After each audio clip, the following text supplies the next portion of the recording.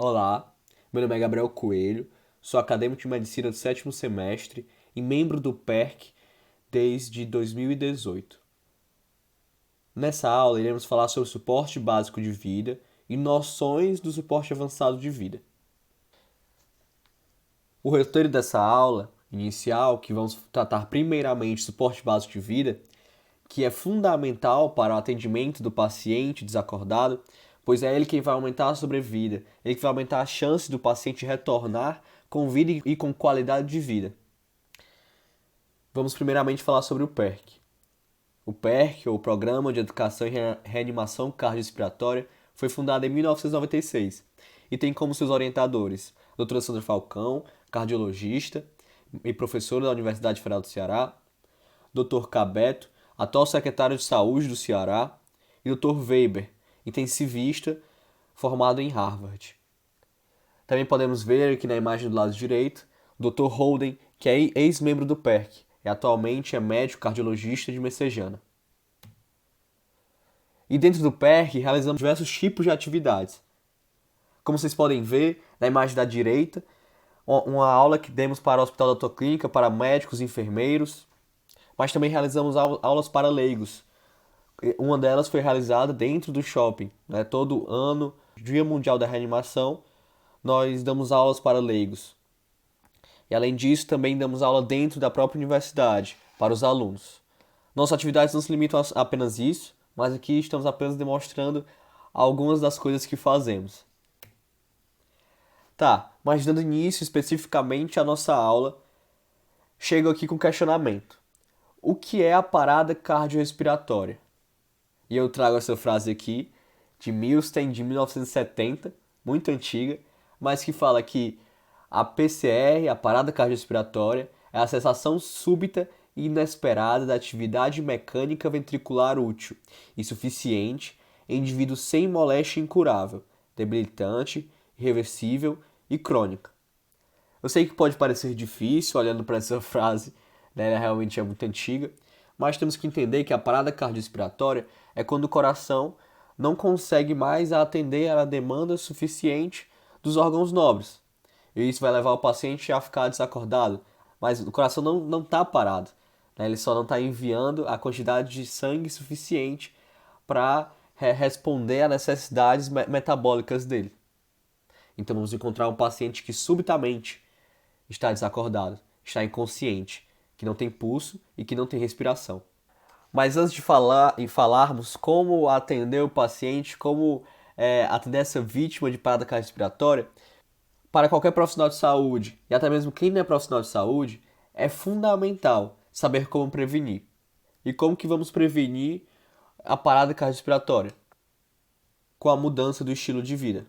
Então essas são as medidas que talvez sejam mais difíceis de ser realizadas ou de serem aconselhadas, mas é fundamental ter bons hábitos, ou seja, não fumar, se alimentar adequadamente, realizar exercício físico pelo menos 150 minutos semanais e controlar as doenças de base, como diabetes e hipertensão.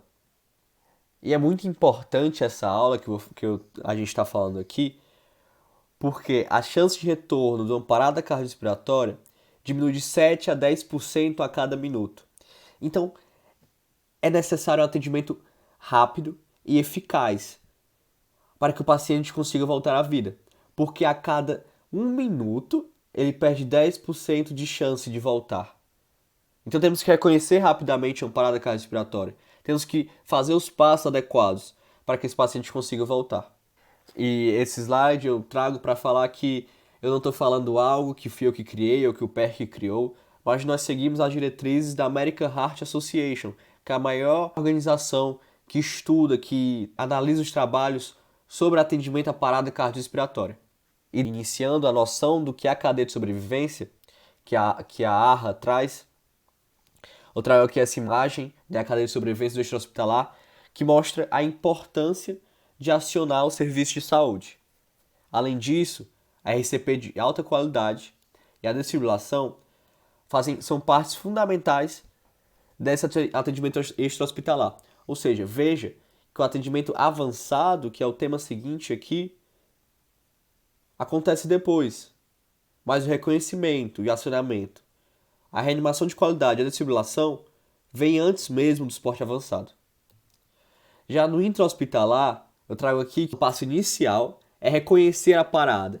Então, seja você trabalhando na UTI, seus pacientes estão sendo monitorizados, você tem que estar diretamente avaliando, talvez um quadro de insuficiência respiratória, tem um risco de evoluir para uma parada, esse paciente pode estar instável, você tem que já acionar a equipe, já tem que estar preparado, além de prevenir e tratar a causa base.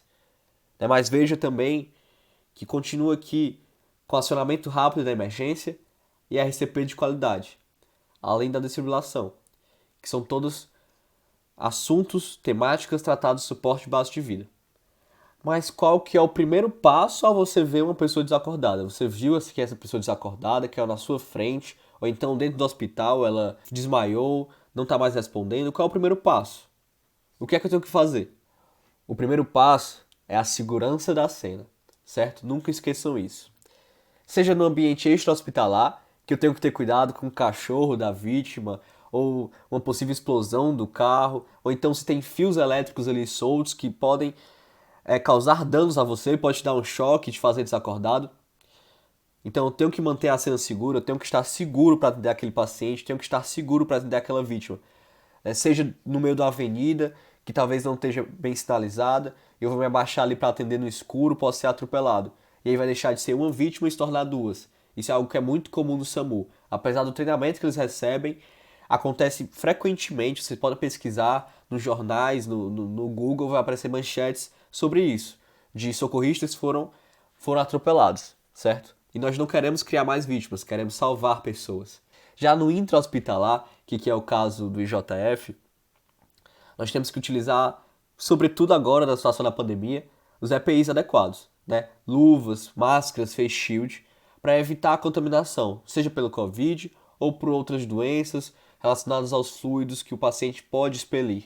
Mas então eu deixei minha cena segura. Qual o próximo passo? Depois de eu confirmar que minha cena está segura, então que eu posso atender o paciente por maior tempo que possível, por tempo que ele precisar ali, eu vou checar a responsividade da vítima. Então, o que é que eu vou fazer? Vocês conseguem ver aí na imagem, mas eu vou fazer um estímulo sonoro e um estímulo vigoroso, certo? Eu vou falar Senhor, Senhor, e ao mesmo tempo bater no peito do paciente, vigorosamente, fazendo Senhor, Senhor. E aí tem duas possibilidades. A vítima, o paciente pode responder, então ele não estava no caso grave, ou a vítima pode não responder. Veja só, não é porque essa vítima não respondeu que ela está parada, está na parada cardiorrespiratória. Não, porque eu não chequei sinais vitais ainda. Mas eu sei que esse paciente não está bem, está no estado grave provavelmente, pois ele não respondeu ao estímulo vigoroso, o que não é normal. Então, ele pode não estar parado, mas pode estar intoxicado, pode estar no coma alcoólico, pode ter encefalopatia hepática, ou algum outro quadro grave que necessita de ajuda. Então, o passo seguinte, logo em seguida, ao paciente que não respondeu ao estímulo vigoroso, é chamar ajuda imediatamente. Que no extra-hospitalar é falar para você, de camisa azul, ligue para o SAMU 192 e peça o desfibrilador, certo? Então você tem que dizer quem que vai fazer a ação. Ou seja, no intra-hospitalar, que você vai falar para o resto da sua equipe buscar o carrinho de parada. Fale, você pegue o carrinho de parada, traga o carrinho de parada e chame a equipe de resposta rápida. Então, chamar ajuda é fundamental.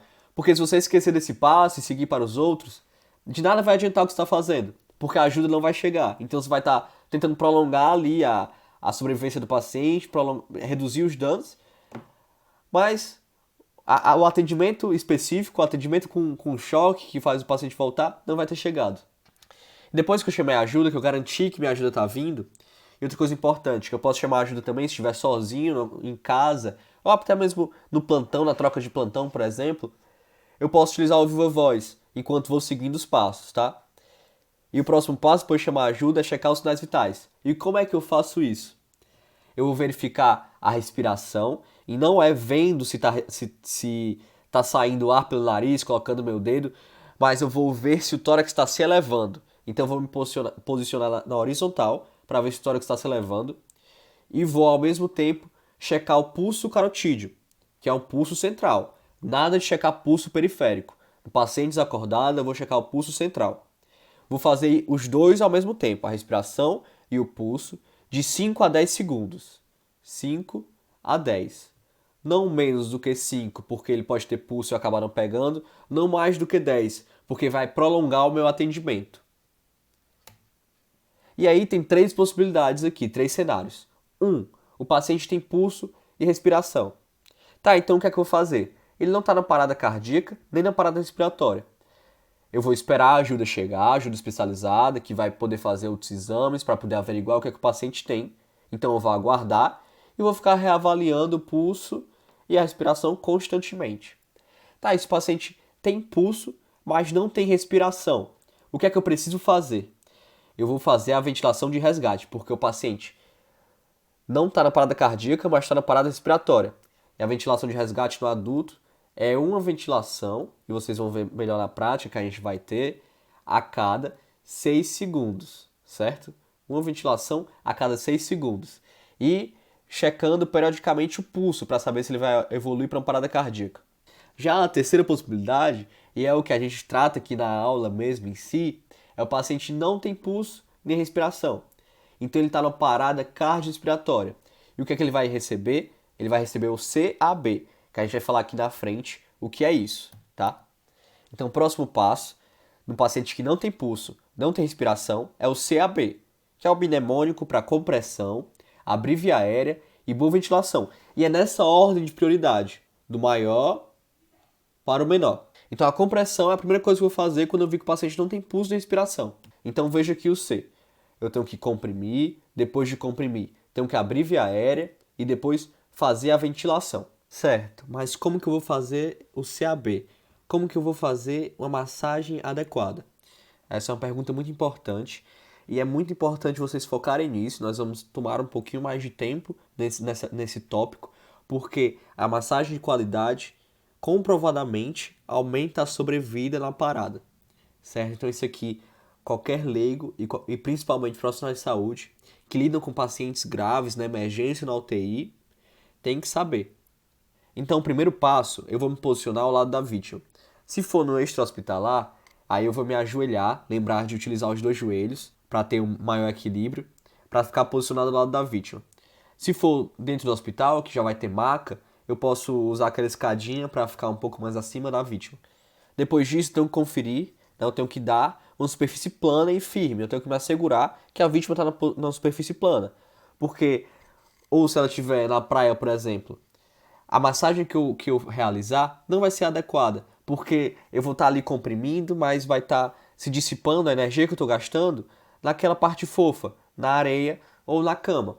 E aqui também dentro do hospital. Na maca, geralmente pode ser muito fofa, então a compressão não vai ser suficiente. E é por isso que dentro do carro de parada, né, do lado do carro de parada, tem uma placa firme, uma placa sólida que é para você colocar embaixo da vítima durante o atendimento, certo? Então isso aqui é muito importante. Você tem que conferir uma superfície plana, senão não vai servir de nada a sua massagem.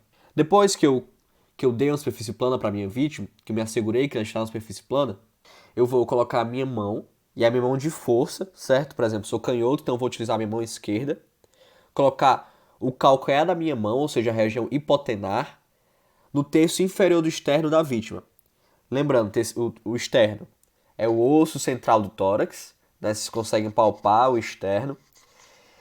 E no terço inferior, que talvez seja um pouco difícil de identificar, no adulto é na linha intermamilar. Óbvio que existem diferenças anatômicas, né?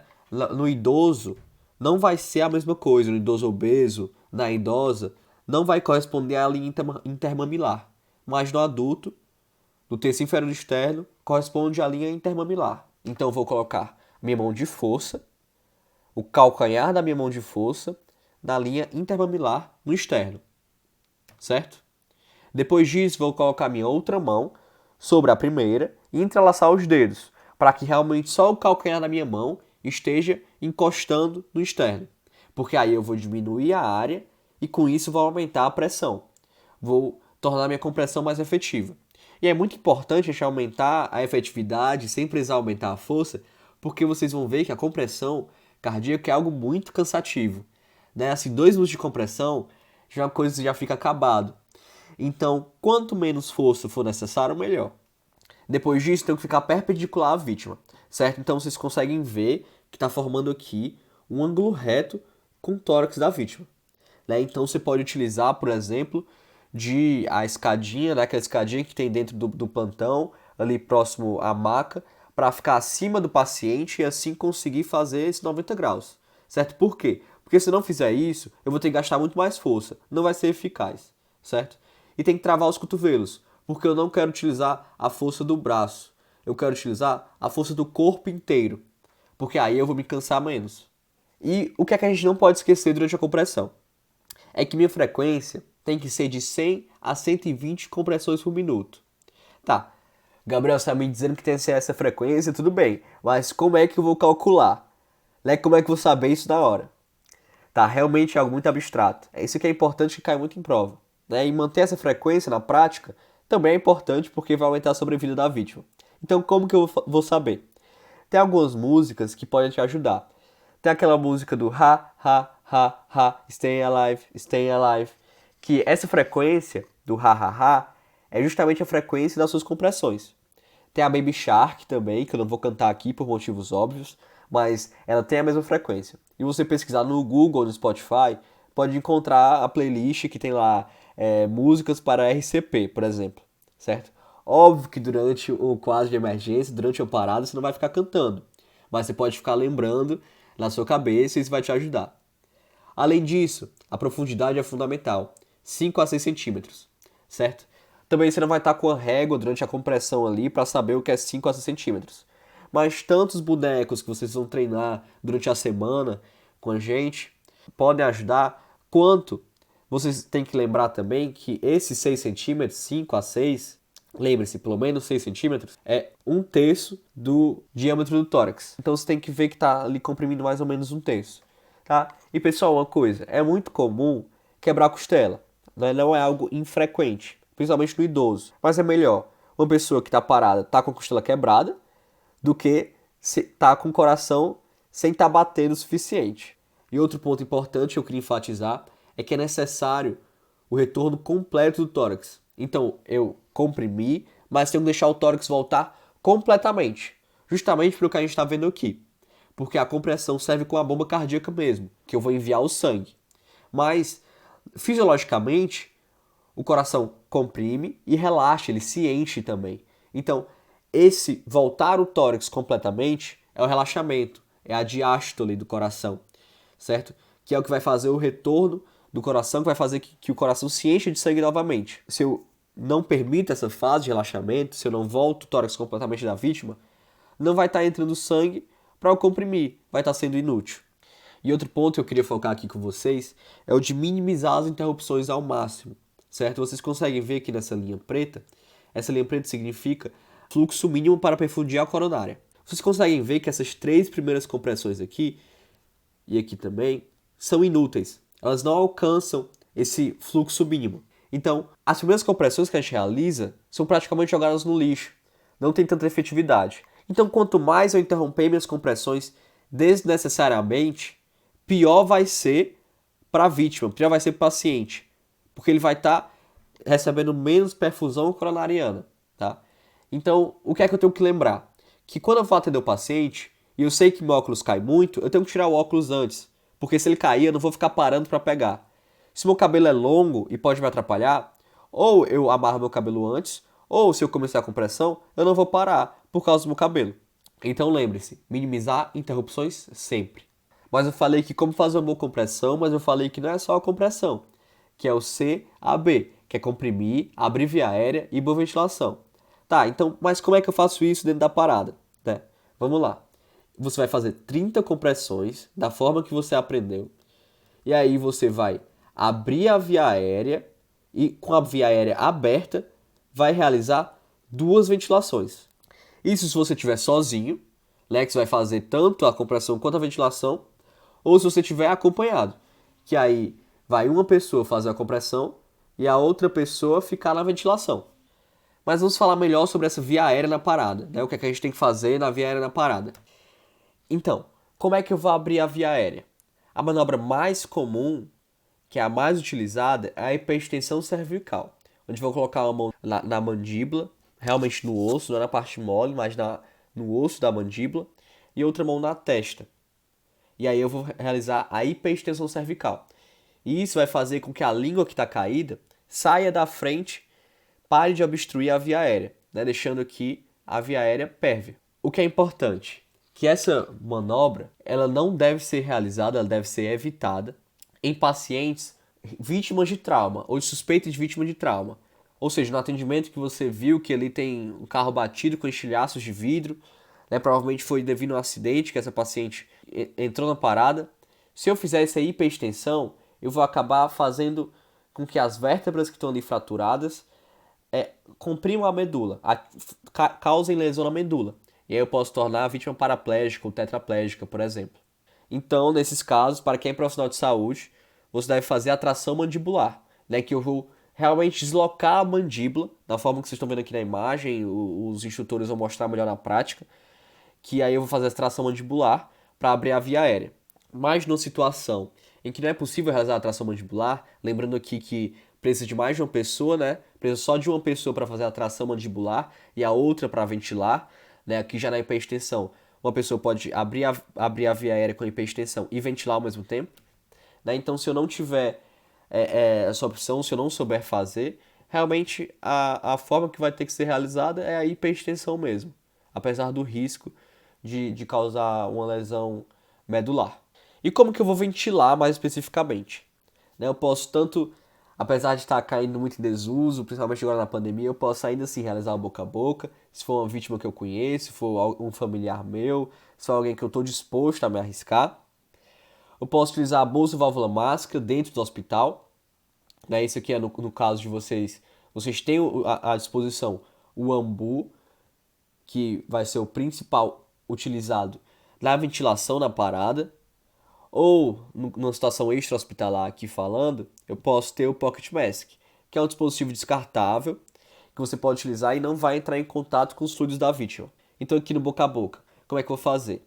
Eu vou fazer a hiperextensão cervical e com a mão que está na testa eu vou tampar o nariz e com minha boca eu vou velar completamente a boca da vítima, não deixando nada de fora. E vou fazer uma respiração normal. Não é como se eu estivesse soprando um balão, mas uma respiração normal. E aí eu vou insuflar por 1 segundo, certo? É 1 segundo cada insuflação, mas vocês lembram que é 30 compressões para 2 ventilações? Então eu vou insuflar quantas vezes? Duas. Duas insuflações, cada uma de 1 segundo. E vou ficar observando a expansão do tórax para ver se está sendo efetiva essa minha ventilação. E com o ambu, como é que eu faço? Né? Eu vou fazer o C e o E. Como vocês podem ver aqui na imagem, eu vou fazer o C para fixar no rosto do paciente, para deixar vedado, para não deixar que passe nada, eu vou utilizar o C. E com meus outros dedos eu vou fazer o E, que é para encaixar na mandíbula e fazer a hiperextensão. Então vocês vão ver melhor na prática, a gente vai levar ambu para vocês treinarem no boneco, mas lembre-se do C e do E.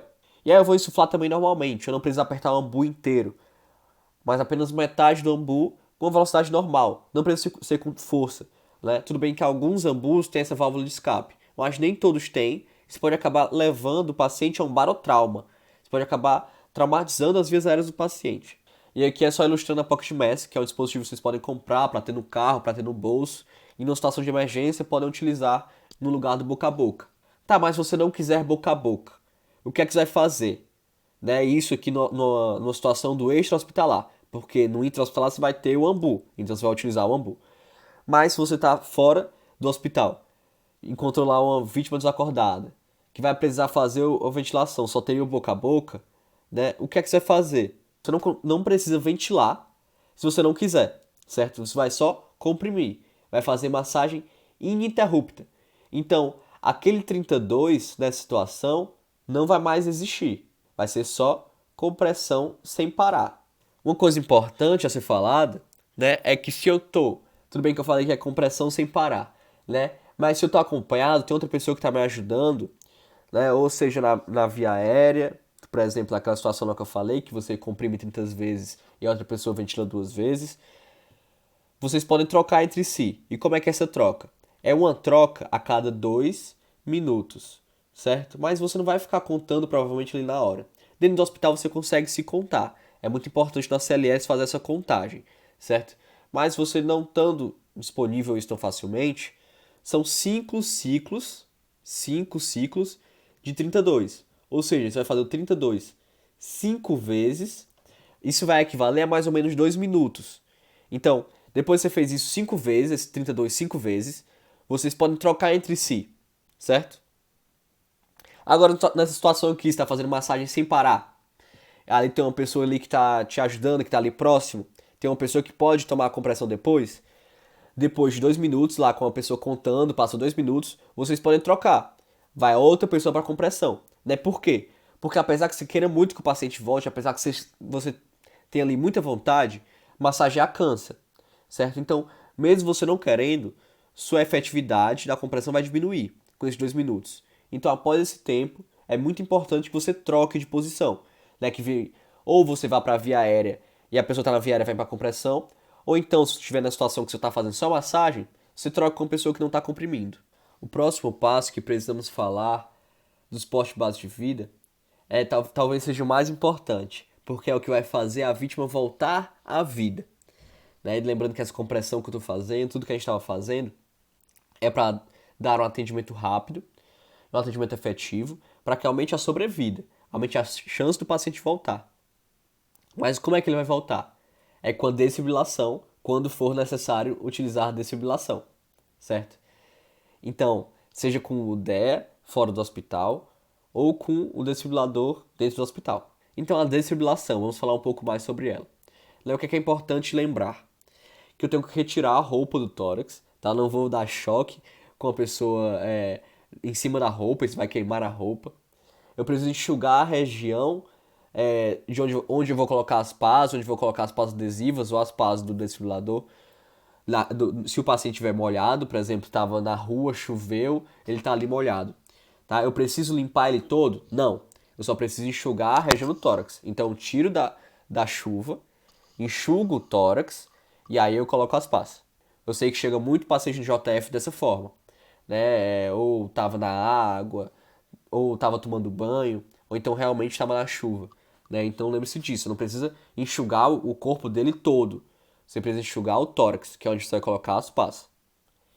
E em pacientes muito peludos, né, dentro do SAMU, dentro da ambulância do SAMU já tem um gilete, né, talvez o JF também tenha, você tem que fazer a tricotomia. Tem que retirar os pelos daquela região, para assim facilitar o choque. Senão você pode acabar queimando a vítima, porque vai aumentar a resistência à eletricidade ali. Então aqui é a imagem ilustrando o desfibrilador externo automático, que ele é o mais utilizado para leigos, né, e é muito simples de utilizar. Inclusive dentro do carro de parada tem a função DEA, que qualquer profissional de saúde também pode utilizar, certo? Então como é que eu vou utilizar as páginas do DEA? Né, ele é muito explicativo, ele já mostra onde você tem que colocar cada coisa, você pega a pazinha, já está dizendo onde você vai colocar, certo? Mas aqui para ensinar para vocês, um é na região apical, do lado esquerdo, então ali na ponta do coração, e o outro na região infraclavicular direita, certo? Na região infraclavicular direita, tá bom? Bem abaixo mesmo da clavícula, certo? Que aí vai formar um eixo de passagem do choque pelo coração, tá? E aí, depois que eu coloquei as pás, depois que eu liguei o dispositivo, aí ele pede para eu colocar as pás, coloquei as pás, e aí ele vai falar comigo, lembrando, ele é muito didático, isso aqui tudo ele tá falando. Se ele vai falar, analisando o ritmo cardíaco, não toque na vítima. E aí você para de tocar na vítima, porque ele vai analisar o ritmo da vítima, não o seu. Então você não pode atrapalhar. Então você para a compressão. Depois disso, né, ele vai dizer o quê? Ele vai dizer se o ritmo é chocável ou não, certo? Então ele disse aqui, choque aconselhável, carregando. Ele mesmo já identificou o choque, né? Nem todos aparecem essa imagem, mas ele mesmo identificou o choque. Ele disse que é aconselhável, está carregando. Você volta para a compressão. Então você volta a comprimir enquanto ele está carregando, certo? Mas ele falou, pressão de botão piscando, mantenha-se distante da vítima. Ou seja, já é para dar o choque, tá? Então nessa situação que está com o choque piscando, você vai mandar todo mundo se afastar, vai falar todo mundo se afasta da vítima, vou aplicar o choque. Isso é muito importante porque se você der o choque e tiver alguém pegando na vítima, essa pessoa vai levar um choque também. Ela vai entrar na parada cardiorrespiratória e a culpa vai ser sua. Então você manda todo mundo se afastar, até aquela pessoa mais lesada, você olha, você vê, tá, não tem ninguém encostando. vai lá e aperta o botão de choque. Então mande todo mundo se afastar antes do choque. E logo em seguida, o DE é tão didático que ele fala para você voltar a massagem, porque o paciente não vai voltar do nada. Tá? O choque não é para a pessoa voltar feliz, alegre, pulando, não. O choque serve para parar o ritmo errado do coração. Então, o coração ele vai ficar parado mesmo. Então, você tem que voltar com compressão nesse período que o coração está voltando a bater fisiologicamente. Tá bom? Então, logo em seguida, você volta com a reanimação. E ele te ajuda na frequência, contando com um bipzinho, a frequência que tem que fazer. Mas aqui é importante frisar quem que vai colocar as pás. Né? Se tiver uma situação que tem 2 pessoas atendendo, né, se for possível isso, tem mais de uma pessoa fica comprimindo, enquanto quem está na ventilação, por exemplo, vai colocar o desfibrilador, vai colocar o DEA, certo? Então ela que vai colocar as pás, ela que vai apertar os botões, ela que vai fazer tudo, enquanto a pessoa está comprimindo. Agora se você estiver sozinho, você está no meio de um ciclo, o que é que você vai fazer? Você vai parar o seu ciclo e vai pegar o DEA, porque o DEA é o mais importante. E lembrando aqui também, nesse momento aqui de análise de ritmo, é um bom momento para você trocar com seu parceiro de posição, tá? Ele vai falar analisando o ritmo, você vai ter que parar a compressão já de uma vez, né? Então você pode trocar com ele, né, para você ir para a ventilação e quem está na ventilação ir para a compressão, de uma forma que não vai atrapalhar tanto, porque ele vai estar analisando o ritmo, que é o tempo que você estaria parado. Então, eu finalizo aqui essa parte sobre suporte de base de vida, e agora a gente vai entrar nas noções de suporte avançado, e eu queria só frisar que ao fim da aula, para vocês preencherem o pós-teste que está disponível aqui na descrição do vídeo, certo? Lembrando que é na descrição desse vídeo. Não é o mesmo pré-teste que você fez antes, mas o pós-teste que está nessa descrição. Se você responder do outro, não vai contar. Então, por favor, preencha nesse, na descrição, ao fim da aula toda. Tá, pessoal. Agora nós vamos entrar na segunda parte da nossa aula, que é noções de suporte avançado de vida cardiovascular. Então, mais uma vez, frisando que ainda assim, sigo as diretrizes da American Heart Association, então não é o que eu criei, é o que o PER criou, mas estamos seguindo as atualizações de 2020, preconizadas pela sua organização internacional. E a gente acabou de ver os temas de BLS, suporte base de vida. Tá? Então por que é tão importante falar de ACLS logo depois do BLS?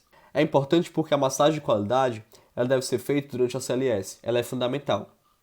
E isso a gente já viu no BLS. A desfibrilação precoce depende do atendimento rápido e eficaz, uma chamada de ajuda rápida. Isso a gente aprende no BLS. E que o BLS ele vai ser realizado em todos os ciclos do ACLS. Tá? A gente não deixa de fazer, a gente não para de massagear, não para de ventilar o paciente. Tá? É fundamental continuar com isso. Então, um ACLS bom só vem de um BLS bom. Se você não sabe fazer o suporte base de vida, você não sabe fazer o suporte avançado, certo? Você não sabe. Então, aqui é uma ilustração mostrando a importância da desfibrilação precoce. Né? Então, a chegada do carrinho rapidamente é fundamental. Né? Vocês veem aqui que uma desfibrilação em 4 minutos, ela consegue reverter logo, né, de uma fibrilação ventricular, que está aqui, de um ritmo anômalo, para o ritmo normal. 30% dos casos. Já nos 6 minutos, já cai para 20%. Depois de 8 minutos, essa sobrevivência já reduz muito. Vocês conseguem observar que na desfibrilação ele vai para uma sistolia logo em seguida. Né? Existe uma diminuição da sobrevida ao passar do tempo que você demora para fazer o choque. Né? E o choque, que um momento era chocável, se torna não chocável. Tá, mas o que é que dita o início do ACLS? O que é que diferencia o BLS do ACLS? Lembre-se, o início do ACLS é a chegada do carrinho de parada. A chegada do ritmo. É quando eu consigo dizer qual é o ritmo do paciente. Certo? Então, quando eu consigo fazer isso, é que aí sim eu vou iniciar o suporte avançado de vida. Tudo que vem antes é suporte básico, mesmo dentro do hospital. E aqui no suporte avançado, a gente já vai ter chegado a ajuda junto com o carrinho. Então a gente vai ter um time de resposta rápida, já vão ter outras pessoas para te ajudar. Né? Então a equipe ela vai ser dividida com o líder, que é o médico, com pessoa ou duas na massagem cardíaca, com pessoa na via aérea, uma pessoa na medicação, que vai controlar os medicamentos que vão ser utilizados, que vai pegar o acesso venoso quando for solicitado, uma pessoa na monitorização, que vai cuidar das pás, que vai ajustar os parâmetros do monitor, vai ajustar o valor do choque, e a pessoa no tempo, que vai estar coordenando todo mundo, sincronizando, vai anotar o que cada momento em que a droga foi feita, em qual ciclo vocês estão, certo? Então esse aqui é o mínimo para a equipe adequado no ACLS, certo? Então lembrar que o ACLS precisa de gente, tá? Para funcionar direito. Então tá, chegou, vou fazer a checagem do ritmo, que é o que inicia o ACLS. Quais são as possibilidades do ritmo de parada? O ritmo ele pode ser chocável e ele pode ser não chocável. Lembrando que o ritmo chocável são dois. É a fibrilação ventricular, que é responsável por 80% das paradas extra-hospitalares, e a taquicardia ventricular sem pulso. Esses são ritmos chocáveis. E o ritmo não chocável é a sistolia, que é 85% dos casos de intra-hospitalar, e a atividade elétrica sem pulso. Então vocês conseguem observar aqui os ritmos chocáveis. O primeiro é a fibrilação ventricular, que você não consegue identificar uma atividade elétrica organizada, é completamente anômala. Você não consegue identificar QRS, não consegue identificar onda T. Isso aqui é a fibrilação ventricular. E o paciente que tem fibrilação ventricular, ele nunca vai ter pulso. Lembre-se disso. Então, eu encontrei esse monitor, eu preciso checar o pulso? Não, eu não preciso, porque ele nunca tem pulso. Então, o que a gente está olhando aqui embaixo? A gente está olhando vários QRS seguidos rapidamente, tá? Então, esse aqui é a taquicardia ventricular. Sendo que no contexto de parada, né, eu vi no monitor o taquicardia ventricular, eu preciso checar o pulso.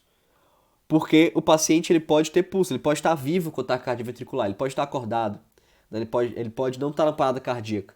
Então, eu tenho que checar o pulso para dizer que é uma taquicardia ventricular sem pulso, que é o ritmo chocável, o ritmo de parada, tá? Então lembre-se disso. FV não precisa checar. Taquicardia ventricular eu preciso dizer que é sem pulso, beleza? E por que eu preciso saber essa diferenciação? Né? Porque no ritmo chocável, o problema base está na condução elétrica do coração. Então é o ritmo que está errado. Então o que é que eu preciso tratar? Eu preciso tratar o ritmo do coração. E como é que eu trato isso? Eu dou a desfibrilação. Eu faço desfibrilação precoce, o mais rápido possível. Eu vi isso no monitor, vi uma fibrilação ventricular no monitor. Vou lá, dou o choque em seguida. Vi a taquicardia ventricular. Chequei o pulso a primeira vez, né? A primeira vez que eu vi a taquicardia ventricular. Nos outros ciclos não preciso ficar checando o pulso sempre. Mas a primeira vez que vi, não tem pulso. Dou o choque. É o que vai fazer a reversão do paciente. Vai fazer o coração dele pare com esse ritmo elétrico errado para ele conseguir voltar ao ritmo fisiológico. Já os ritmos não chocáveis, também são dois. É a sistolia. Vocês conseguem ver aqui que é a linha reta. Então, a sistolia. E embaixo é a AESP. E o que é isso, a AESP? É a atividade elétrica sem pulso. Então vocês conseguem ver que aqui é um ritmo que teoricamente é organizado. Eu estou vendo um ritmo organizado, mas que eu palpo o pulso do paciente e não tem pulso. Então, quando eu vejo isso no monitor, ritmo organizado, o que é que eu tenho que fazer? Eu tenho que checar o pulso, porque ele pode ter voltado, ele pode estar com o coração normal. Mas se ele não tiver pulso, aí eu chamo de AESP, um ritmo não chocável.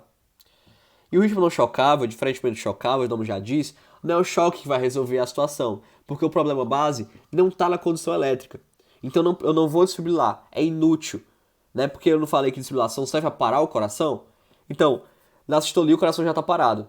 Na ESP, o coração está normal, batendo normal, não tem porque eu querer parar. Então, nessa situação, eu preciso buscar uma causa base, mais do que nas outras. Eu tenho que buscar o que é que está acontecendo com o meu paciente para ele estar parado, certo? Eu não vou ficar só massageando o tempo todo e pronto. Não, eu tenho que descobrir o que é que está acontecendo. Então, eu vou lembrar aqui antes, tá? Antes de descobrir o que é que está acontecendo com o paciente, do ABCD secundário, do suporte avançado de vida. Que eu tenho que sempre lembrar desse ABCD, de abrir a via aérea, então eu tenho que avaliar se meu paciente vai precisar de intubação. Eu tenho que ficar vendo a boa ventilação, eu tenho que estar vendo se ele está respirando, né, como é que está a respiração. E aí eu posso dar capnografia no caso de uma parada. Eu tenho que ficar vendo a circulação. Então o que é isso? Lembrar de pegar o acesso venoso, assim que possível, e fazer a monitorização com o carrinho de parada, colocar os eletrodos quando possível, e monitorizar primeiramente com os plasma, depois colocar os eletrodos. E também, né, das drogas que eu vou utilizar, que eu vou falar mais pra frente, e dos diagnósticos diferenciais, que aí sim que entra mais no não chocável, certo? No não chocável, que aí eu vou falar um pouco mais pra frente com você. Como é que é a via aérea avançada?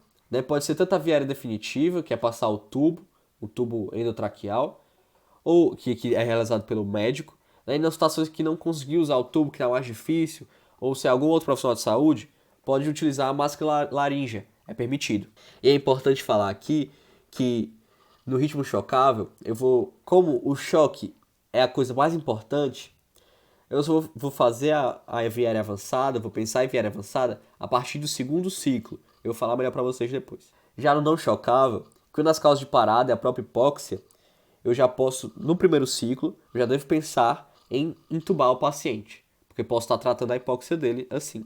Então, depois que eu intubei, é importante sempre lembrar ao profissional que ele tem que checar se o tubo está posicionado adequadamente, né? Então, é aquele nome do Pai, do Filho e do Espírito Santo, né? Que falam, vai checar epigastro, depois base esquerda, base direita, ápice esquerda, ápice direita. Então, quando eu ventilei quando eu intubei o paciente, e aí? Eu vou continuar no 32, 30 compressões para duas ventilações? Não. A massagem e a ventilação vão se tornar assíncronas. Então, vai estar lá massageando ininterruptamente, lembrando de trocar com o pessoal a cada 2 minutos, óbvio, mas vai estar lá massageando sem parar, não existe mais parar, não existe mais 32. E a ventilação é uma ventilação a cada 6 segundos. Então a pessoa está na via aérea, fica lá contando. Né? E às vezes fica muito afobado e fica ventilando mais do que deveria. Mas lembrar que é somente a cada 6 segundos, certo? Se eu ventilar demais, eu posso atrapalhar. Então eu vou contar 1001, 1002, 1003, 1004, 1005, 1006. Ventila. Para evitar a hiperinsuflação, né? E é importante também isso, ficar ambusando, para eu confirmar que está tendo uma oxigenação efetiva, né? Então eu coloquei o tubo, eu vou poder fazer a capnografia, né? Que está mostrando aqui. Eu vou poder utilizar a capnografia para ver se meu tubo está colocado corretamente, para saber se a massagem está sendo feita adequadamente e para saber se o paciente teve um retorno circulatório espontâneo. Então, se o meu CO2 está acima de zero no capnógrafo, é porque eu intubei certo, eu não intubei esôfago, eu intubei a traqueia mesmo. Se está maior do que 10, então a massagem está boa. E se já está mais de 35, é algo que é fisiológico, é algo da pessoa que está acordada, da pessoa que tá com o metabolismo funcionando. Então, toda a circulação espontânea foi atingido, certo? Então, pode me ajudar nesse parâmetro, a intubação vai me ajudar a ver como está a ventilação, como está a compressão, se foi entubado direito, se não foi entubado direito. Isso aqui é algo muito importante. Certo? Em JF eu creio que só tem no centro cirúrgico, mas é algo que deveria ser solicitado para ser disponibilizado também na sala de parada e nas UTIs, né? Na circulação, lembrar de fazer a monitorização. Quando chegou o carrinho, eu não vou estar colocando eletrodo. Eu vou colocar as pás e com as pás eu ver o ritmo do monitor. Mas logo depois do primeiro choque, eu já tenho que monitorizar o paciente. Vou colocar aqueles 3 eletrodos nele para ficar monitorizando frequentemente o ritmo ali. Eu vou estar direto olhando ali. Certo? A cada 2 minutos eu não vou precisar ficar botando pá. Eu já estou vendo o que é que está acontecendo. Também na circulação eu tenho que pegar o acesso, né? O acesso venoso. E o acesso venoso, qual é? É o acesso venoso periférico. Eu não vou ficar pegando o acesso venoso central no paciente em parada, porque demora muito. É um procedimento que precisa estar paramentado, certo? Então eu vou pegar o acesso venoso periférico. Se não for possível, aí eu vou para o intraósseo, tá? Que é a minha segunda opção, que em alguns lugares é disponível, certo? É fácil de fazer também. Mas uma coisa, em paciente, por exemplo, que está na UTI, que geralmente já tem um acesso venoso central, eu posso utilizar o acesso venoso central? Com certeza você pode. Se ele já tem acesso venoso central, você pode utilizar aquele acesso ali sem nenhum problema. O errado é você pegar o acesso venoso central no paciente parado. Aí é completamente errado. E as drogas na parada? Vamos falar um pouco mais delas, né? Eu vou falar depois dos ciclos, mas vamos falar aqui delas mais especificamente. As drogas na parada são divididas em vasopressores e antiarrítmicos, certo? Que eles têm funções diferentes. Então vamos ver aqui. Os vasopressores, eles tendem a aumentar a sobrevida do paciente, certo? A gente usa para isso, tá? Que é a adrenalina e mais atualmente foi disponibilizada a vasopressina também. Mas é muito difícil de encontrar, não é tão simples, certo? Então usem a adrenalina quando possível, na dose de 1 mg. E aí, quando é que ela vai ser administrada?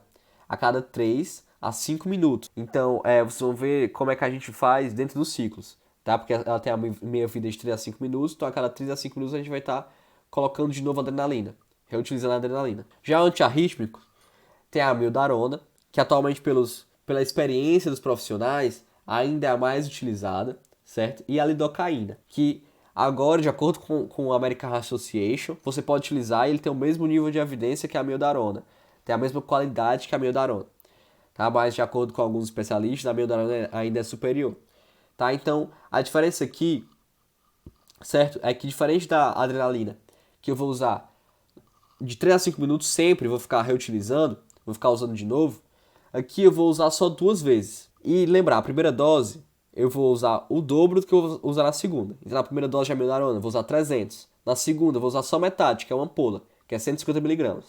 Já a lidocaína, a primeira dose eu vou fazer de 1 a 1,5 mg por quilo. Já a segunda dose, metade disso, que é de 0,5 a 0,75 mg por quilo.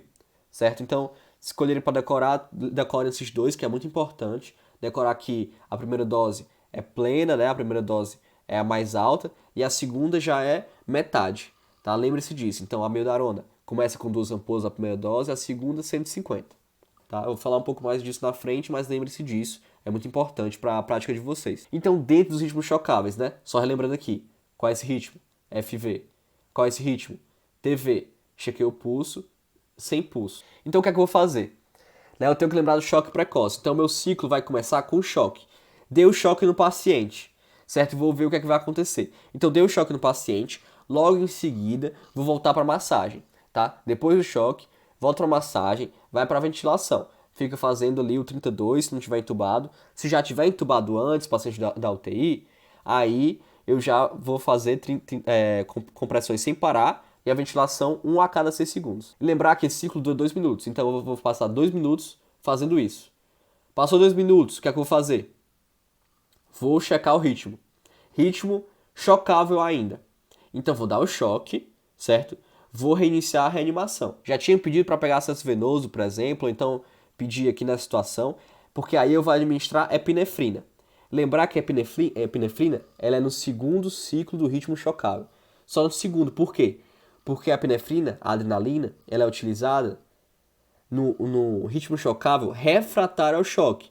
Eu só vou descobrir isso depois dos 2 minutos. Somente do segundo ciclo que eu vou saber disso. Então eu não dou no primeiro ciclo direto. Eu só dou no segundo ciclo a adrenalina. Lembrar, então, que é no segundo ciclo eu vou dar 1 mg de adrenalina. E já na segunda, no segundo ciclo também, eu tenho que considerar entubar, tá? Isso no chocável. Já no terceiro ciclo, chequei o ritmo, tá? É chocável. Deu choque, volto para reanimação. Vou pedir uma pessoa da droga iniciar agora epinefrina de novo? Não, né? Porque passou só 2 minutos. A epinefrina é de 3 a 5 minutos. Então, ela vai fazer o quê? Vai fazer a amiodarona, que é o antiarrítmico. Então, os antiarrítmicos eles só são usados nos ritmos chocáveis, certo? Por quê? Porque o problema do chocável é no ritmo. Então, só faz sentido usar antiarrítmico no chocável. Então, eu vou usar a amiodarona, 2 ampolas, que é quanto? 300 mg. E aí foi lá, passou 2 minutos fazendo RCP, né? Chegou mais um ciclo. Vamos para o quarto ciclo. O que é que eu vou fazer? Vi que é chocável ainda. Dou choque, reanimação. E aí, da última vez que eu usei a adrenalina, usei a epinefrina, passou 4 minutos. Que é a meia-vida dela, né? A média da meia-vida dela. Então já posso utilizar de novo. Então eu vou lá e dou a adrenalina. Aí foi, passou mais 2 minutos. Chequei o ritmo. Chocável, deu choque. Voltou para reanimação. E aí? Eu já dei adrenalina antes, preciso fazer o quê? Vou dar a amiodarona de novo. Ou então lidocaína, por exemplo. Né? Se eu tiver dado da primeira vez lidocaína, né? Mas dei a amiodarona. Vou dar a amiodarona de novo. A mesma dose? Não. Vou dar metade. Uma ampola. 150 mg. Certo? Lembre-se disso. E aí, chegou outro ciclo. Mais 2 minutos. Então, chequei ritmo. Choquei. Tô reanimando. Passou 4 minutos da epinefrina, não foi? Eu dei a epinefrina de novo. E aí, eu vou no outro ciclo dar a amiodarona? Não, porque eu já dei a dose máxima, que eu dei 300 mg, depois 150. Eu não dou mais nada de amiodarona. O paciente já está impregnado para a interação toda de amiodarona ali com essa quantidade que você deu, certo? Então, eu vou ficar intercalando. Um ciclo eu vou dar epinefrina, o outro não vou dar nada. Um ciclo eu vou dar epinefrina e o outro não vou dar nada, certo? Como está mostrado aqui, que é justamente para dar os 4 minutos da epinefrina. Já no não chocável, lembrando, aqui a primeira é a sistolia e aqui na segunda a AS. Como é que vai funcionar? É, na verdade, muito mais fácil do que o chocável. No não chocável, eu vou dar antiarrítmico? Não, porque o problema não está no ritmo. Então, eu vou dar epinefrina precocemente, certo? Por que eu vou dar epinefrina precocemente? Vamos lá raciocinar aqui. Eu coloquei a pá, vi que não é chocável, não, eu vou dar choque? Não, né? Não tem por que eu dar choque, então vou para a reanimação. Começa a reanimação. A epinefrina no chocável é utilizada quando o ritmo é refratário ao choque. Sendo que no chocável, tenho como saber isso? Não, porque nem choque eu tô dando, né? Então, eu já vou para epinefrina precocemente. Eu já dou no primeiro ciclo. Intubação precoce também, porque ele pode estar em hipóxia, certo? Então, eu faço os dois logo no primeiro. Então, tá. Fiz RCP, epinefrina. Né? Vou intubar também logo no primeiro ciclo. Passou o tempo do ciclo. E lembrando, cada ciclo dura 2 minutos. Tem lá uma pessoa contando esse tempo. Uma pessoa contando os 2 minutos. Passou 2 minutos, vou checar o ritmo. Ritmo continua não chocável. O que é que eu vou fazer? RCP. Vou dar epinefrina de novo? Não, porque só passou 2 minutos, tá? Mas aí passou mais 2 minutos. Aí vai ter passado no total 4 minutos desde a última vez de epinefrina. Então vou dar de novo. Então fica nesse ciclo. Um ciclo não dou nada, outro ciclo da epinefrina. Um ciclo não dou nada, outro ciclo da epinefrina. Então lembre-se, nos ritmos ímpares, não chocável, eu vou dar epinefrina. Nos pares, não vou dar nada. Já no chocável, que é o que a gente viu aqui antes, dos ritmos pares, que eu vou dar epinefrina. Tá bom, pessoal? Lembre-se disso, é muito importante para quem estiver anotando ali, lembrar o médico, que talvez ele tenha esquecido de dar no ciclo passado, então ele deu no ciclo passado, tá querendo dar de novo. Então você tá anotando isso é fundamental, porque a pessoa pode saber tudo, ela pode ter estudado muito. Mas numa situação de parada, a pessoa pode ficar nervosa, acaba esquecendo, tem muita coisa para controlar. Então esse conhecimento aqui é fundamental, certo? Mas no chocável eu não vou me restringir somente a isso. Eu tenho que lembrar, principalmente no não chocável, do diagnóstico diferencial, tá? Que a gente divide nos 5Hs e 5Ts, certo? E quais são os 5Hs? A hipóxia, hipovolemia, H+ acidose, a hipo/hipercalemia e a hipotermia.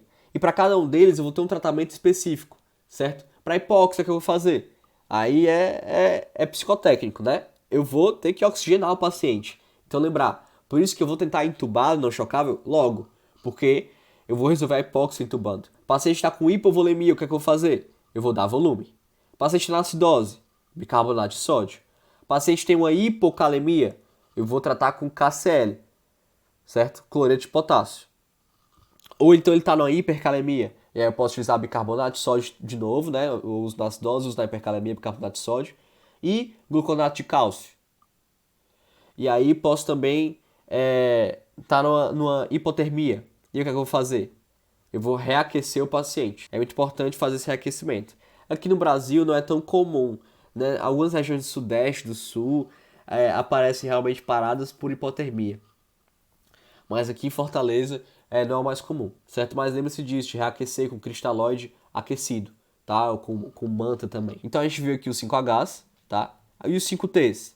É T de toxina, aí outro T de tamponamento cardíaco, T de tensão torácica, que é o pneumotórax, T de trombose coronária e T de tromboembolismo. Então, uma toxina, duas tensões, né, que é a tensão cardíaca, o tamponamento cardíaco e a tensão torácica, e dois trombos, né, a trombose coronária e o tromboembolismo. Então, na toxina, o que eu vou fazer? Eu vou buscar dar um antídoto para o paciente, certo? Então, se o paciente está intoxicado por opioide, eu vou fazer naloxona.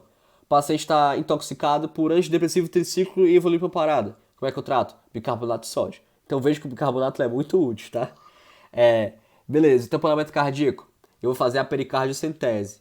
Pneumotórax, a punção de alívio, que é no quinto espaço intercostal, entre a linha axilar anterior e a média, certo? De acordo com o novo ATLS. Pode ser trombose coronariana, ou seja, infarto agudo do miocárdio. E aí?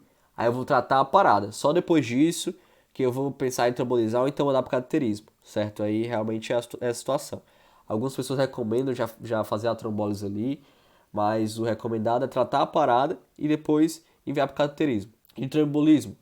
Se eu suspeitei, não, então vi que tinha empachamento de membro inferior, por exemplo, ali tinha uma perna inchada somente de um lado, que aí levaria a pensar no TVP, então pensar no TEP, aí eu poderia fazer trombólise. Tá? Então lembrar dos diagnósticos diferenciais é muito importante. E uma coisa que já me perguntaram quando eu estava dando aula para o JF é sobre bicarbonato. Porque alguns médicos mais antigos, alguns profissionais mais antigos, acabam usando bicarbonato sempre que já passou muito tempo da parada, certo? Mas isso não é recomendado, na verdade é contraindicado. A gente só usa o bicarbonato na situação ou de acidose, ou de hipercalemia, ou de intoxicação por antidepressivo tricíclico. Eu não vou utilizar porque eu achei que está passando muito tempo. Eu vou utilizar quando eu suspeitei disso. Não, estou suspeitando que esse paciente está em acidose.